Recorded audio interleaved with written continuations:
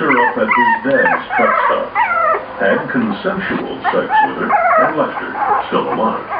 Kept saying, well, yeah, he had sex with her, but he didn't show up. So I let him know. I said, well, I kind of having that in mind.